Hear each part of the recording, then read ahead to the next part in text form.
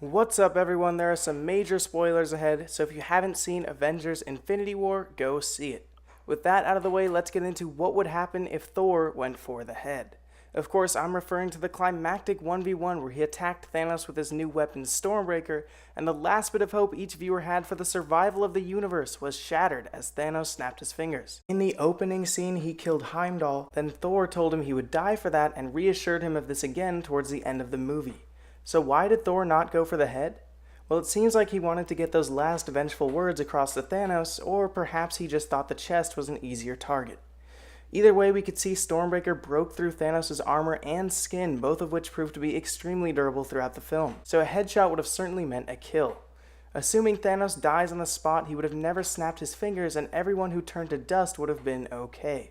But what would become of the gauntlet? In the comics, it ended up in the hands of Nebula, then Adam Warlock, who was judged mentally unfit by the Living Tribunal, one of the few characters whose power exceeds that of the Infinity Stones.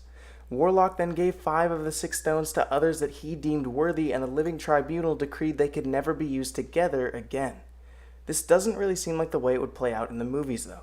The Living Tribunal was only referenced once in Doctor Strange through a staff. Adam Warlock hasn't made any appearances unless you count his birthing pod in a post-credit scene, and Nebula's hand would be way too small for the gauntlet. No offense. More likely, the people around Thanos at his time of death would intervene. This includes many of the original Avengers, Black Panther, but most notably Thor and Scarlet Witch. The love of her life was just killed by Thanos, and the last time she experienced such a tragic event, she destroyed everything around her and abandoned her duties just so she could get revenge. It didn't work out too well.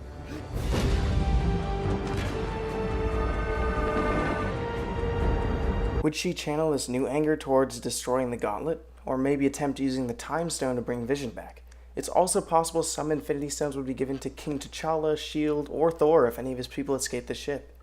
If Doctor Strange made it back to Earth, he would likely take back the Time Stone as well. But Nick Fury said the Tesseract belonged out of humanity's reach, and Captain America said it should have been left in the ocean. Thor could summon the Bifrost to bring the stones elsewhere, but all of their previous locations wouldn't really be an option. Asgard got destroyed, so did Xandar, and nowhere was turned into a living hell. It's also safe to say that many civilizations throughout the universe would have heard about Thanos' demise and now know that the Infinity Stones are on Earth.